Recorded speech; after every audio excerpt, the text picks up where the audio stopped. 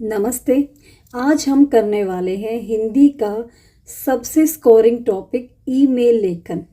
Email लेखन ई पत्र ही है। हम कितने सालों से पत्र लिखते आ रहे हैं, लेकिन समय की मांग है, डिजिटल युग है, तो हमारा पत्र भी हो गया है डिजिटल। ईमेल भेजना एक अलग बात है, लेकिन ईमेल लिखकर, एक प्रारूप के साथ ईमेल लिखकर एग्ज़ाम में स्कोर करना वो अलग है। तो आज हम वही सीखने वाले हैं कि ईमेल का सही प्रारूप सीखकर हम कैसे ईमेल में पूरे अंक ला सकते हैं, ले सकते हैं। ईमेल का अर्थ है इलेक्ट्रॉनिक मेल, इंटरनेट के माध्यम से भेजा गया पत्र, ई पत्र। ये दो प्रकार का होता है। जैसे हमारा सामान्य पत्र, जो हमारा सिंपल पत्र होता था, औपचारिक और अनौपचारिक। औपचारिक पत्र जो सरकारी कार्यालय, कंपनी या स्कूल प्रधानाचार्य को दिया जाता है। अनौपचारिक ईमेल वही जो सगे संबंधियों को, मित्रों को दिया जाता है। ईमेल आधुनिक युग का डिजिटल पत्र ही है। अब बात आती है कि परीक्षा में इसके अंक किस तरीके से दिए जाते हैं। प्रारूप है, अगर हमने प्रारूप सही तरीके से सीख लिया तो उसका पूरा 1 अंक है, जो बहुत आसान है।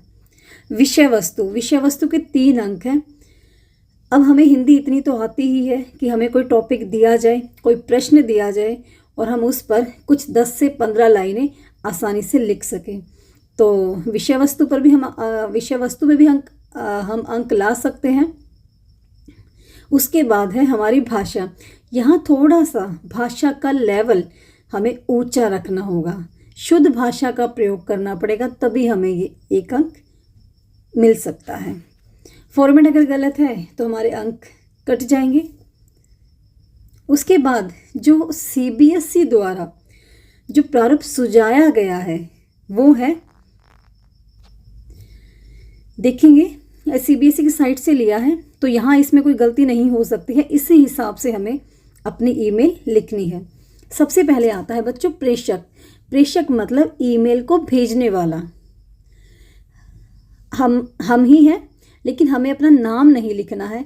अगर प्रश्न में नाम दिया है तो ही हम लिखेंगे। उसके सामने हमें ईमेल आईडी लिखनी है, abcxyz जो भी @gmail.com। फिर उसके बाद आता है प्रेषिती। प्रेषिती मतलब प्राप्तकर्ता। हम किसे पत्र ईमेल भेज रहे हैं, xyz abc जो भी @gmail.com। हमें नाम गोपनीय, गुप्त रखना होता है, पता है आप सबको। फिर उसके बाद है प्रतिलिपि, CC।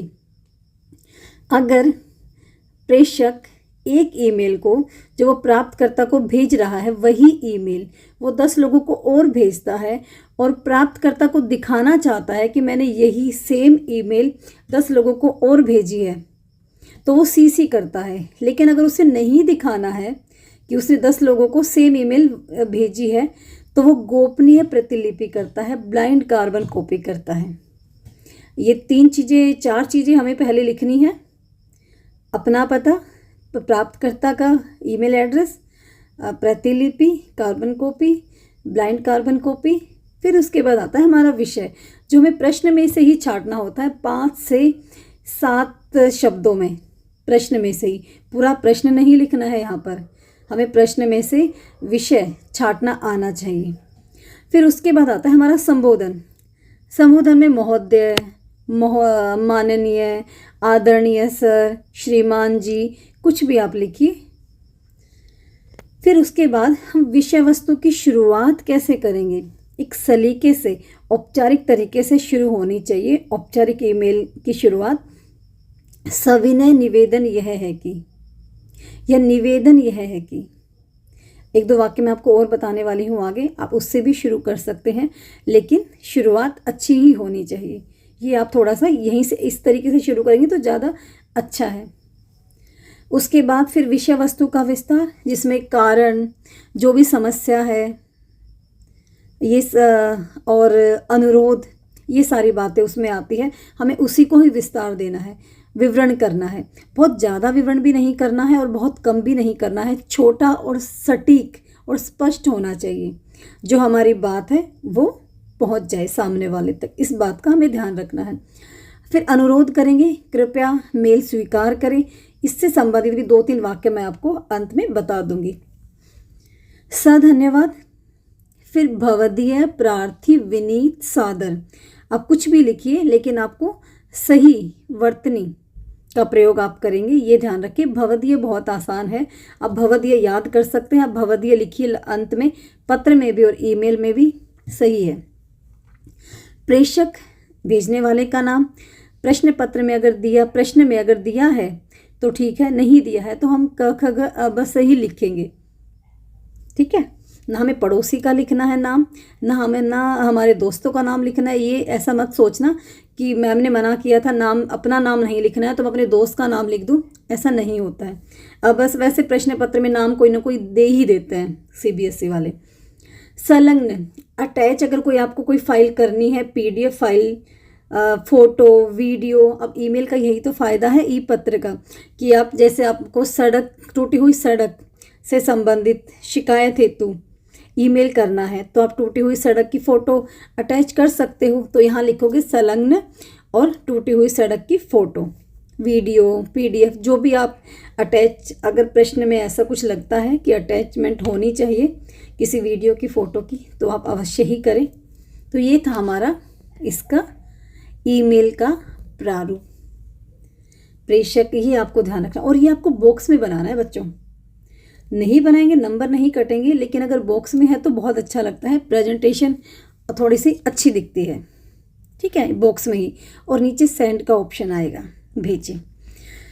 प्रत्येक भाग की व्याख्या ज़्यादा डिटेल में बताने की मुझे ज़रूरत नहीं है, मैं पहले भी अभी आपको ऊपर बता चुकी हूँ। प्रेषक, लिखने वाले का नाम, प्राप्तकर्ता जिसे ईमेल भेज रहे हैं, प्रेषिती जिसे हम कहते हैं। फिर उसके बाद हमारा विषय है, 5 से 7 शब्दों में हमारा विषय आना चाहिए। जैसे अवकाश हेतु प्रार्थना, बहुत पूरा, कुछ बच्चे क्या करते हैं पूरा प्रश्न ही उठा करके विषय में डाल देते हैं, ऐसा नहीं होता है। 5 से 7 शब्दों में आप देखिए कि आपकी समस्या क्या है, किस विषय पर आपको ईमेल लिखना है।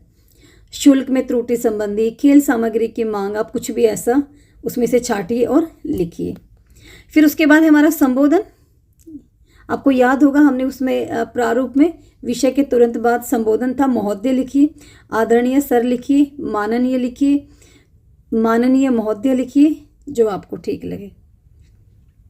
विषय वस्तु, प्रारंभ, सविनय निवेदन यह है कि, या मैं आपको सूचित करना चाहता हूं कि आप ऐसे भी शुरू कर सकते हैं, लेकिन आप प्लीज़ बच्चों ये लाइन याद कर लेना, इससे ही शुरू कीजिए आप।